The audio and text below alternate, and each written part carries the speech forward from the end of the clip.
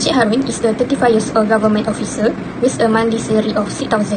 He lives with his wife, who is currently unemployed, and their 2 young children, 5 and 2 years old. Encik Harun maintains a modern lifestyle, spending approximately 3,500 per month on household expenses such as housing, loan and lifestyle. As a government employee, he is eligible for a pension and is required to contribute to the EPF. Encik Harun began planning for retirement in his mid-30s due to a minor surgery. This situation taught him the value of early financial planning in securing his future and protecting his family's well-being. He was determined to live peacefully after retirement, have adequate healthcare coverage and provide for his children's future needs. Mr. Harun wants to retire at 60 years old and maintain about 70% of his lifetime. He will need around 5,350 per month or about 2.24 million in total. He has 80,000 in EPF, contribute monthly and own a house that will be fully paid by 60 years old. His main liability is the housing loan, but it will be settled before retirement. His family now spends 3,500 monthly. With 4% inflation, this will reach to 9,350 by retirement. His income source are EPF, PRS and ASB. Together, these are expected to reach 2.16 million, which is close to his target of 2.24 million. Mrs. Lim May Susan is a 29 years old senior executive. She works at a private multinational company and has a net monthly income of 9,000. Her current monthly expenses total 5,000, which includes housing loan repayment, lifestyle costs, and financial support for her parents.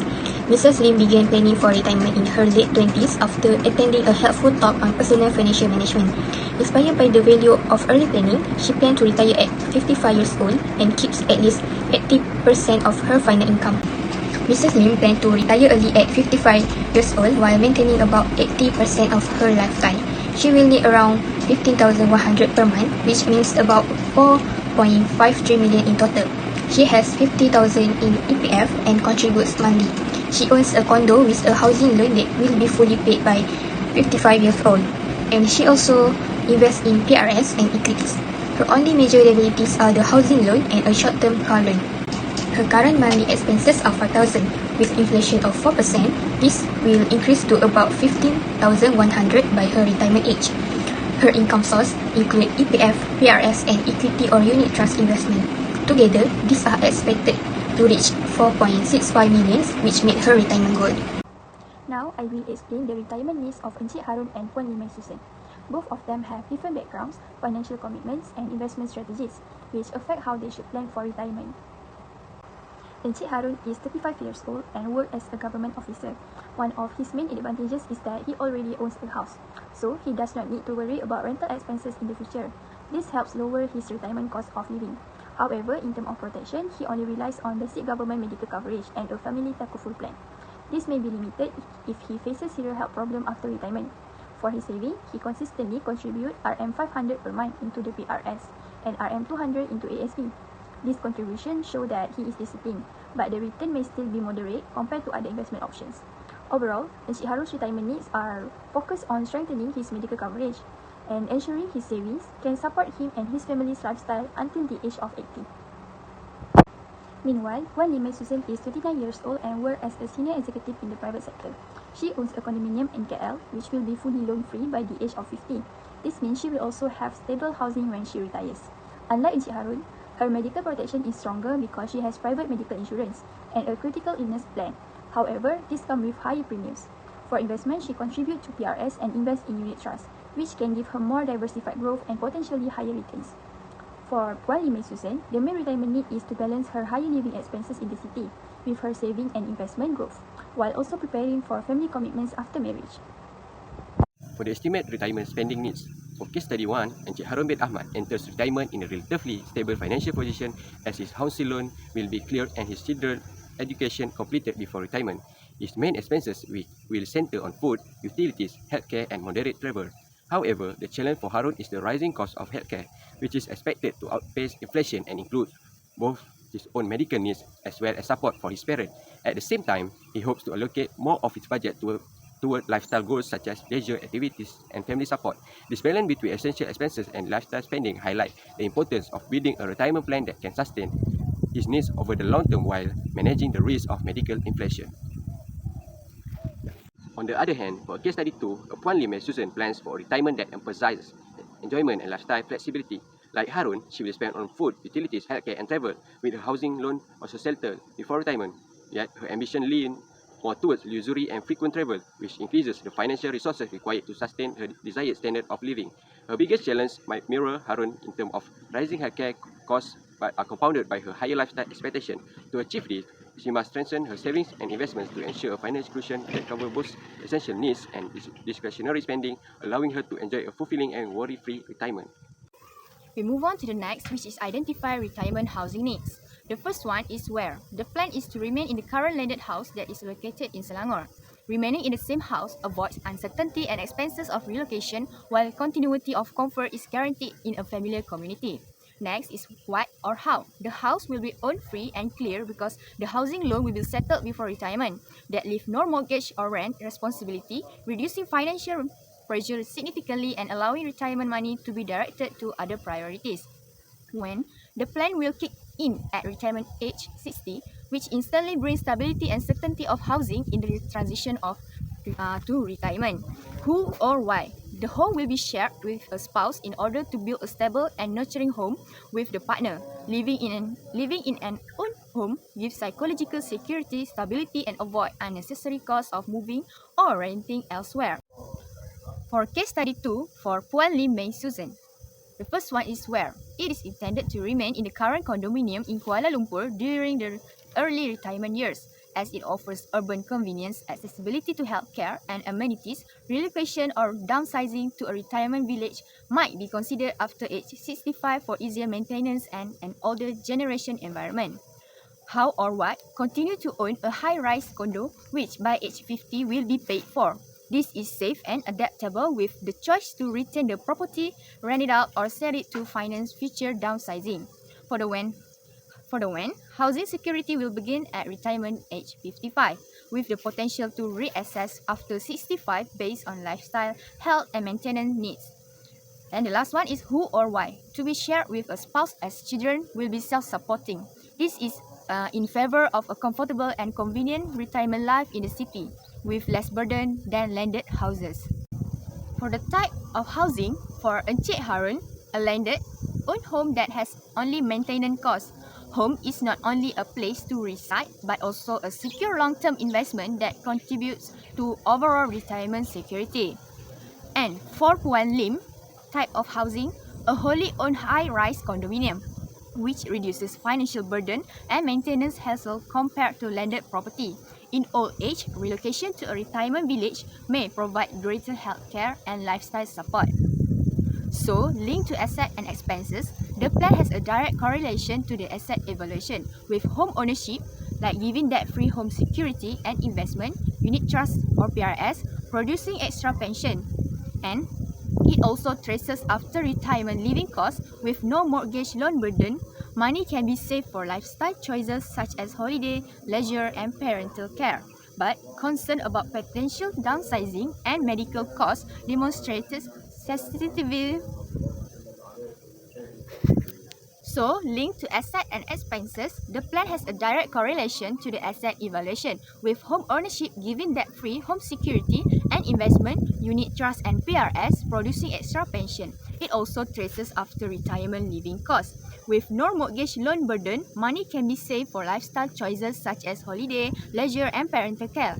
But concern about potential downsizing and medical costs demonstrate sensitivity to the fact that medical expenses can accelerate faster than inflation, and housing flexibility will unlock funds in the future.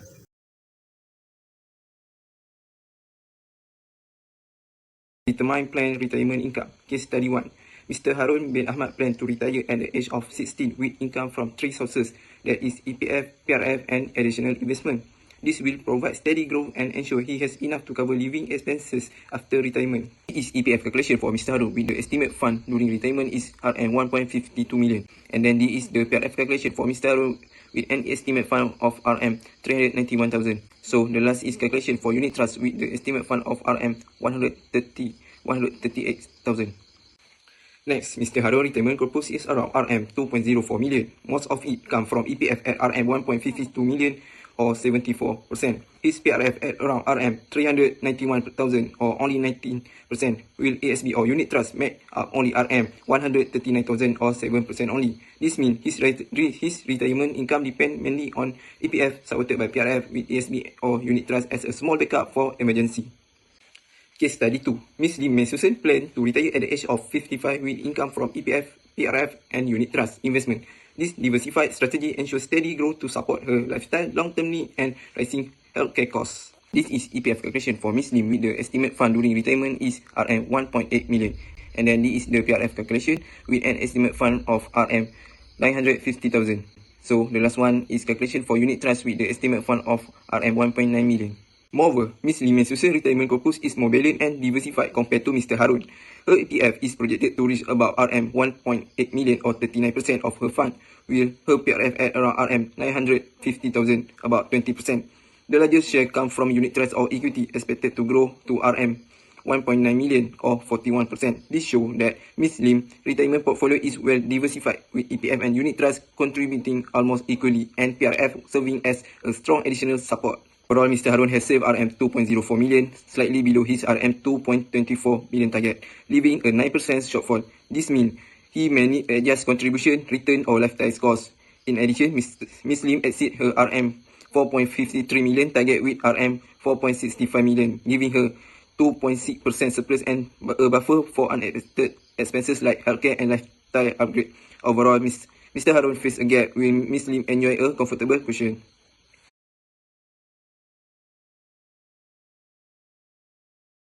Next, develop a balance budget based on retirement income. Case study 1. Mr. Harun planned to retire at the age of 16 with a corpus of RM2.04 million, slightly below his target. Using the 4% withdrawal rule, he can spend about RM6,823 monthly.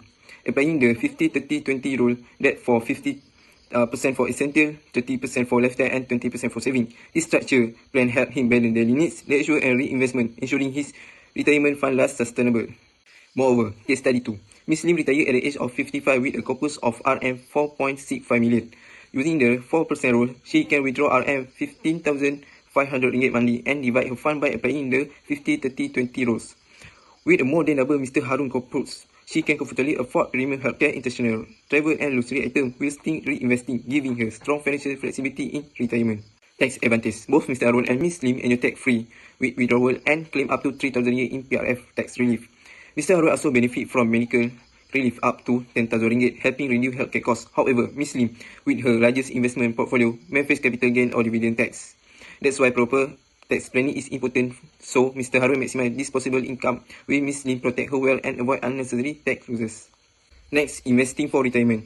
Mr. Harun retirement relies mostly on EPF at 74%, with PRS and unit trust as a support. Ms. Lim, however, used a life cycle strategy like focusing on the growth early, shifting to safer assets before retirement and keeping a balanced mix after age of 55 for both growth and security. Finally, dipping into nest eggs. Mr. Harun with RM2.04 million nest egg request caution in the last 25 years, as overspending could cut his saving to just 70 years. In addition, Ms. Lim with RM4.65 million allow her to withdraw comfortable and still enjoy strong financial freedom. Next, we're moving on to the potential challenges for Encik Ahmad case. First is medical costs. Even though Ahmad has access to government healthcare, not all treatments or medication may be fully covered, especially if he chooses private hospital services for faster treatment. This could result in significant out-of-pocket expenses during the retirement. Next is EPF withdrawal rates. If Ahmad withdraws most of his EPF saving as a lump sum at retirement, he risks depleting his fund too quickly. Without a proper planning, he may outlive his saving and struggle financially in later years. The last one is children's education costs. If he delays saving for his children's higher education, the cost may overlap with his retirement years, forcing him to use his retirement saving or take loans. Next is the contingency plan for Ahmad case. Medical Takaful Health Insurance. This is to secure a family takaful plan including critical illness coverage. This reduces reliance on saving when major health expenses occur. The second one is emergency fund. Maintain at least 6 to 12 months of living expenses in cash or liquid savings. This can protect him from sudden events like job loss, health issue, or family emergency without touching EPF. Next, the contingency plan is to delay retirement option. If his retirement fund is below target by age 16, he can extend his working years by 2 to 3 years. This allows more time for saving to grow and reduce the number of retirement years his fund must cover. However, for the case of Puan Lim Mei Susan, the potential challenges is market volatility. Lim Mei portfolio relies heavily on equity and unit trusts, which are subject to market fluctuation. A major downturn just before retirement could significantly reduce her corpus. Lifestyle inflation. With a higher salary and early retirement goal, she may spend more on discretionary items like travel, shopping, or luxury. This can reduce her savings rate and affect retirement readiness. The last one is the longevity rates. Retiring at 55 means her fund must last at least 25 years until age 18. If not managed carefully, she could run out of funds in later retirement years. Next is the contingency plan. First one is medical and critical illness coverage. Maintain comprehensive medical insurance and critical illness plan. This ensures large hospital bills don't force her to investment or dip into her retirement corpus too early. Periodic portfolio review was reassess investment every 3 or 5 years and rebalance towards safer assets as retirement approaches. This reduces exposure to market volatility closer to retirement. And the last one of the contingency plan is flexible retirement plan. If the market underperforms, delay retirement by 2 or 3 years, is retired at 57 or 58. Alternatively, reduce discretionary spending in early retirement years to preserve the corpus.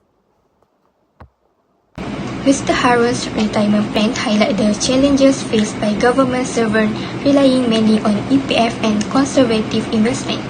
Although his projected retirement fund of 2.04 million is close to the required 2.24 million, there remains a small shortfall. This indicates the importance of reviewing his financial plan regularly and considering additional saving or alternative investment.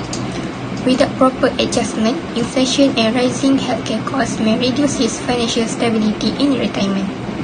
Mrs. Lim's strategy demonstrates how early planning, higher income, and diversified investment can support an ambitious goal of retiring at 55 years old. Her retirement fund is projected to reach 4.65 million, slightly exceeding the required 4.53 million. This shows that her disciplined approach and diversification between EPF, PRS, and equities position her well for long-term security. However, she must remain conscious of market volatility and lifetime inflation to ensure her plan stays on track. To conclude, overall, Mr. Harun emphasized the importance of contingency planning to bridge the gap, while Mrs. Lim demonstrated how higher income and diversification can help with early retirement. The primary lesson to be learned is that disciplined saving, safe investment, and risk management are critical for financial security after retirement.